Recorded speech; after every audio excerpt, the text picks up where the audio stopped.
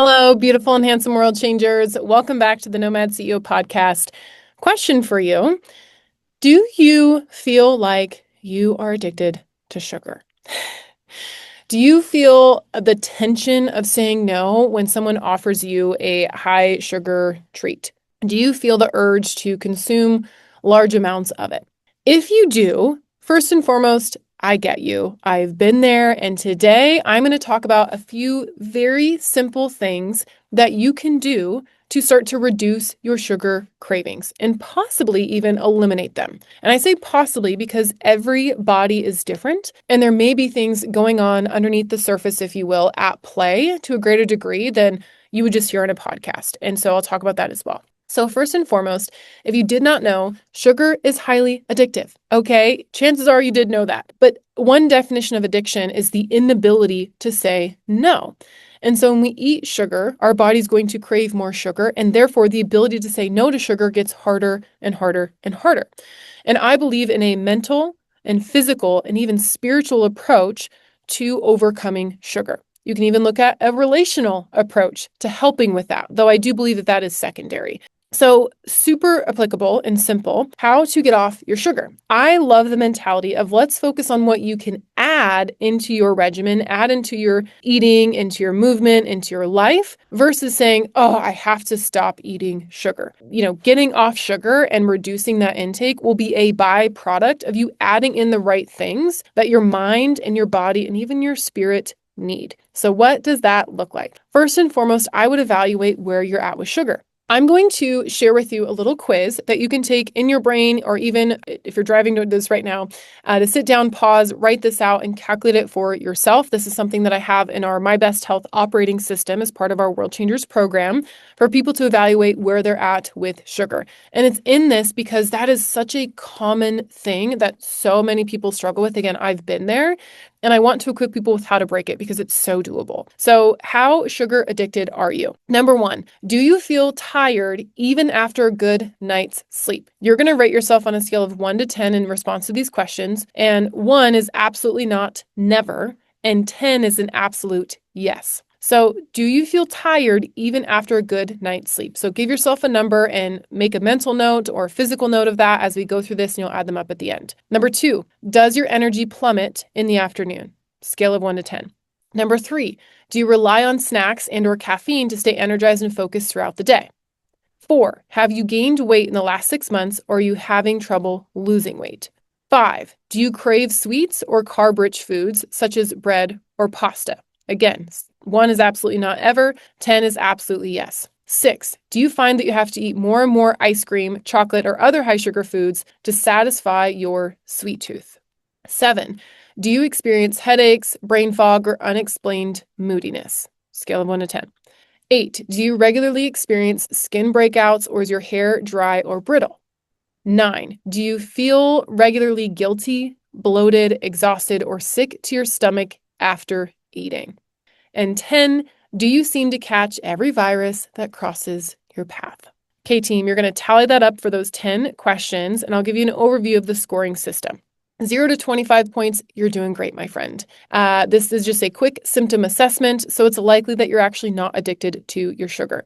You can still do these tips and tricks that I'm going to share with you. However, you do not have to necessarily to optimize your health. If you're 26 to 50 points, you're facing a crossroads here a little bit. If you answer these questions honestly, you're probably doing pretty well in keeping your sugar consumption in check, but don't let this knowledge slip because you're not too far to start to flirt with disaster, which is the next level if you're at 51 to 75 points. Things could be worse, but they could also be a lot better. And this may be the first time that you're realizing that, the illnesses or breakouts, fatigue, moodiness, cravings are all related to sugar. And so if you don't take these steps to wean yourself off, then it's just going to get worse. Like truly, it just will. And if you're 76 to 100 points, then you are a full-on stress eater sugarholic, my friends. And I don't say that to label you or to limit you or that that's your destiny or identity. That is just where things are probably at for you. And to take it as a moment of liberation to say, I can change this. This is a dynamic thing, not a static thing, meaning it's changeable. And the beauty about our taste buds is that they change every couple of weeks. So when you lean into the initial phases of breaking, that addiction, that urge, then it'll get easier. I promise you. Coming from someone that was in Overeaters Anonymous at 19 years old because of my sugar addiction, I am almost 34 today. I get it. So here we go. Okay, that is a starter quiz. And what's beautiful is after the next, 3-4 months as you implement these things in, then you can come back to this and retake the quiz to see how far you've come. So I love a cycle called weed, seed, and feed. So I'm going to talk about that with you today. And really a lot of what we're doing when we're breaking the sugar addiction or urge is we're balancing our blood sugar. And that is a huge component of what can bring on disease. Not only diabetes that you may know as having high sugar intake, type 2, but prediabetes and then Alzheimer's, which is known as, and dementia, known as type 3 diabetes of the brain. So there's a lot of things that can come from that and other diseases that can come from an out of whack, blood sugar balance, which sugar is a contributor to. So if we just take the weed phase of this breaking, getting off your sugar, it is a 7-day phase. So you're going to weed things out of your mind, your pantry, and your body. So day 1, 2, and 3, you're going to sit down and number 1, calculate, where you're at in your wellness. 2, you're going to declare your desired outcome and name your why. And 3, you're going to create space to really commit to this journey. So it's detoxing your mind of what you were doing up to this point and hitting reset, changing course, shifting trajectory so that you can start to get off your sugar. Day 4, you're going to detox your pantry. So you're going to audit your fridge, your cupboards, the pantry, and you're going to purge all temptations. And this, my friends, I promise you, is a huge thing that you may not want to do. You're like, oh, I spent money on this thing or this food. And if you have, okay, fine. If you eat it all up, just do not buy it again or give it away. In my opinion, and trust me, I have a heart for those that are hungry in different parts of the world. It's part of why we do what we do. With that said, though, the saying of like, well, they're starving kids in Africa. It's like, well, are you going to ship that food to them? Number 1. And if you're not, then it doesn't make any difference. Okay. And number 2, if you are, then maybe ship some healthier stuff. Now, I'm not also a believer in producing more waste because of our environment and our landfills and how that fills our water and our ecosystem. So, but understand, this is probably a minor thing that, if you bought it and you're really committed to this journey, just in my opinion, get it out, let it go. Your health is a priority. Just do something radical for yourself, shock your system, do a pattern interrupt and clean it out. Days 5 through 7 is where you start to detox your body, if you will. This is now this thing on detox. This is just kind of like a soapbox for me. This is a caveat. We have been programmed to think that detox in society is what I eat to lose weight. This is the truth though. We need to always be detoxing. We have organs in our body dedicated to detoxing. So we wouldn't have these organs and they have these, things that they do like our kidneys and our liver and our lymphatic system if that was just something that we do to lose weight. That is a necessary function for cellular health. So detox is a necessary thing, not just something you do from time to time. So when I say detox your body, it's not a quick fix mentality. It's so much of this is just as much mental as it is physical. It's you seeing yourself follow through on what you need to do to break this urge and or this addiction, if that's where you're at. And again, no judgment. I've been there. So and long story short, this cleanse, right, is just getting you started and kicking things off, getting momentum. Because so much of this, we just need to see some quick wins. So it'd be ideal if you could reduce your total carb intake your net carb intake to 50 grams or less, okay? Especially if you have a goal of weight loss. You want to bump up your mineral intake and you want to increase whole plant-based foods. So you're retraining your taste buds here and your thoughts.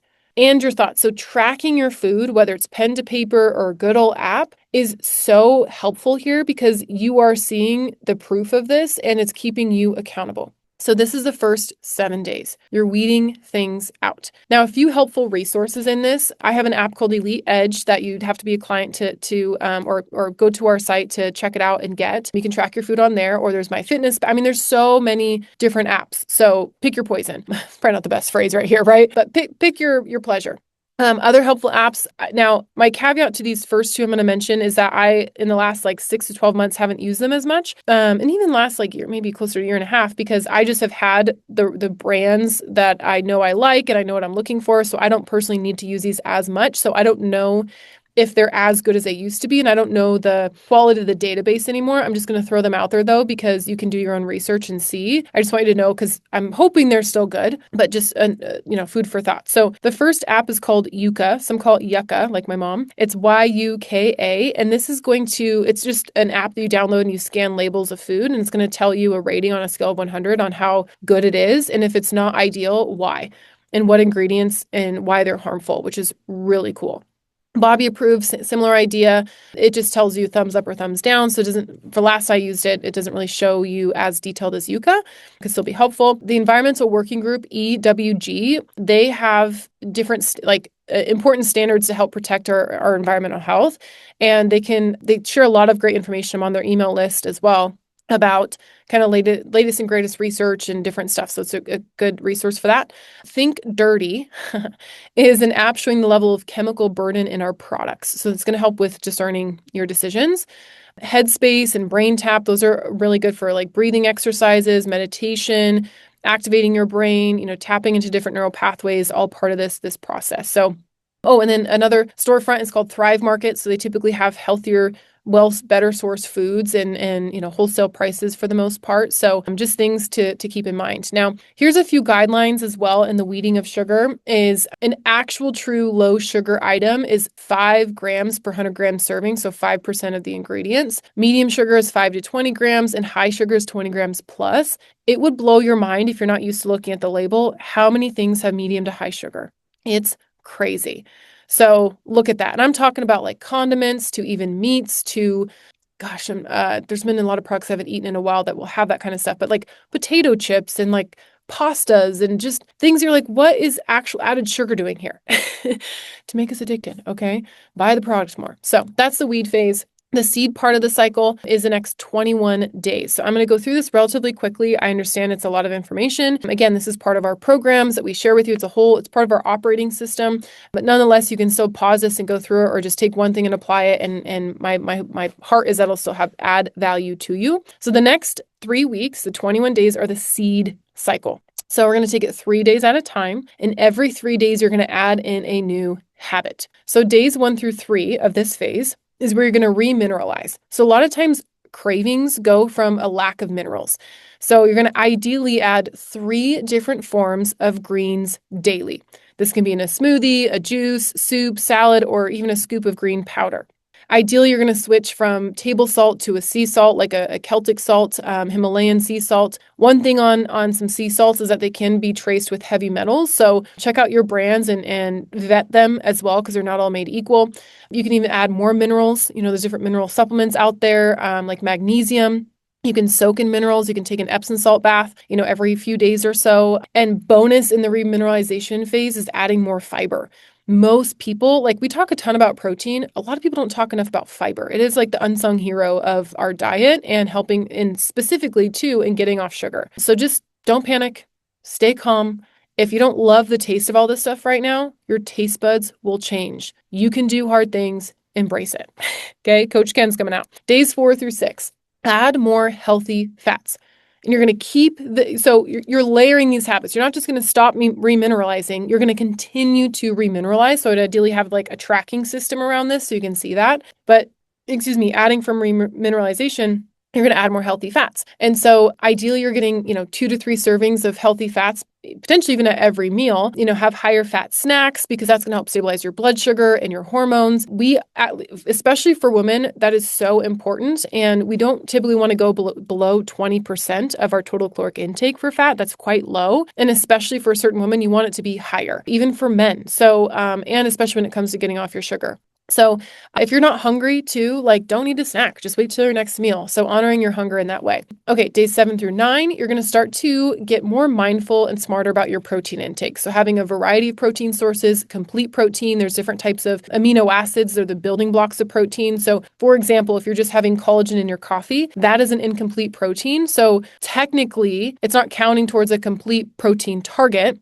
However, what I say with my clients is Seriously, just first focus on hitting the number and getting variety of protein. This is ideally where meat is a really good option because typically you're going to get more amino acids. There's different options too for vegans and vegetarians. You just want a diversity of amino acid profile because these amino acids in protein, they have different roles. So if you're void of some, then you're not, giving your body what it needs. So getting enough protein to fuel your body and high quality sourcing of that protein, like especially with meat. So for example, grass-fed, grass-finished beef. Ideally, you have organic pasture-raised eggs and chicken. And because we're not just what we eat, we're not just what we eat eats. We are what we eat, and what we eat eats, and what we absorb from that, what we absorb and assimilate. So all these are really important. There's different sources on how you can calculate your protein. For most people, a good starting point and focus is about 1 gram of protein per pound of ideal body weight. You can go to 0.8 grams. There's a little different range in that. I personally like to shoot for that as a target, see where you're at. And then as we look at other factors of your regimen, you might be able to get away with a little less. Typically, you're going to feel quite good at that point. Okay, days 10 to 12, you're going to start to spice things up. So you're going to add some herbs and spices as you keep the greens, the dietary fat, the protein intake going. Now you're going to add these spices. So fresh herbs on hand like ginger, rosemary, garlic, cilantro. If you're inspired, get all 3. I would recommend keeping it simple and adding at least 1 herb or spice to everything you eat for these 3 days. And the thing too is that you can add things like cinnamon. You can add, I love cinnamon actually for stabilizing blood sugar. You can add them to beverages like teas or herb-infused waters, coffees even, vinaigrettes for salads, guacamole into your hummus on avocados, like so many different great things. Days 13 through 15, now you're going to start to time your meals. So if you're eating within 3 hours to going to bed, I would encourage you to stop that. Give your body time to digest. This is where intermittent fasting can be a great tool. Now, the caveat to fasting, there's actually several, is I don't think it's meant for everyone and not meant for everyone all the time. So have discernment around this, because when I was in my eating disorder phases, fasting was too extreme for me mentally. And for some people on a physiological level, the bigger the fasting window, the more stress it puts on their body, depending on where your blood sugar is at, for example. So, have discernment with this. It's actually the power of having a coach, because you can have someone walk you through all the dynamics of that. Now, under the assumption, I don't like to assume because you know what that word means, it makes an ass out of you and me, but let's just say in this argument's sake that under the assumption that your body can handle it, go for it, because when we stop eating, one benefit of that, there's many, and give ourselves at least 12 hours of not consuming food, our body can get, our digestive system can start to relax, our body can start to clean up toxic cells and eliminate waste properly because it's not devoting its energy to digestion and breaking down the food. It can devote its energy to other very important essential bodily functions. So if you're currently eating all hours of the day, stop eating 3 hours before bed. If you stopped eating 3 hours before bed, but still rely on snacks make through the day, choose some healthier snacks. And then start to wean yourself off snacks. And then only have, one healthy snack. And if you don't require snacks, then just eat your main meals. So, there's a progression there. Days 16 to 18, start to supplement your efforts. So this is where you can consider adding in things like magnesium and omega-3s, vitamin D3, vitamin K2, probiotics, maybe even a good multivitamin, the sourcing of vitamins, making sure it's third-party tested, like with NSF, for example, so that you're getting what you're paying for. I don't personally, I'm going to throw this out there because it's such a common thing, recommend people order off Amazon because you may not know you're actually getting what you're paying for unless, and this is my belief on it, you order through Amazon that connects to their storefront, because a lot of companies will promote on Amazon, but it's still coming from their factory, not someone else. So, and if it's third party certified, then you can have more confidence you're getting what you're paying for. And so, so that's something to consider. And then days 19 to 21, start to amp up your workouts. So you keep everything else going. Now you're, picking a workout. This is where, depending on the person, higher intensity interval training can be really good, or maybe just start with some activity, 5 minutes a day. Another really simple one for most people, even if HIIT's not a good idea, which is not for everybody, especially in certain seasons, depending where their body's at, that's another conversation. Getting a rebounder. It's a mini trampoline that you can gently, bounce up and down, do 10, 15 minutes a day. That will start to help drain your lymphatic system. It's a detox pathway, super, super helpful. Okay, a few notes is, how do you know if you're mineral deficient? 6 things. You can't sleep, you're constipated, you experience frequent cramps and muscle spasms, you get frequent headaches, you have ADD, brain fog, depression, anxiety, or you crave sugar. I'm not saying that, it's always cause and effect in this regard. Those can just be potential symptoms. And half a dozen top minerals to add are magnesium, calcium, typically 1-to-1 ratio with that magnesium, potassium, sodium bicarbonate, chromium, and zinc. The top 10 mineral-rich foods are broccoli sprouts, spinach, red bell pepper, Brussels sprouts, broccoli, watercress, cucumber, kale, celery, and spaghetti squash. I also like avocado and some cacao, just throwing that in there. So those are just some things to think about.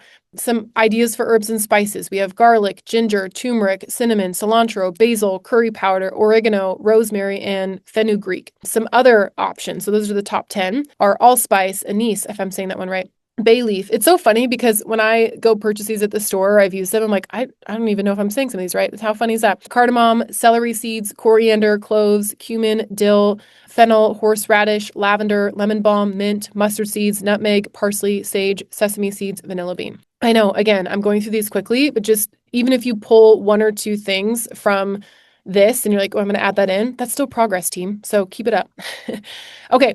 Then the feed cycle. So now this will be the next 90 days. You just took 21 days to layer in these new habits, 7 new habits over 3-day increments. And now you're just going to rinse and repeat. You're going to keep on going, track it. You're going to stay steady with it. So you're going to get better and better and better at each of these things. You're going to develop your systems around meal prep. You're going to know what you like and don't like when it comes to herbs and spices. You're going to know, how much you need to eat at mealtime so you can reduce your snack intake and not eat before bed. Like, you're going to anchor these habits in deeper just by layering in these things. And what's crazy is that when you focus on what you're adding in, naturally over time, you're going to start to decrease your sugar intake. Okay. So it doesn't have to be this extreme. I'm not eating sugar and I'm gripping, white knuckling it.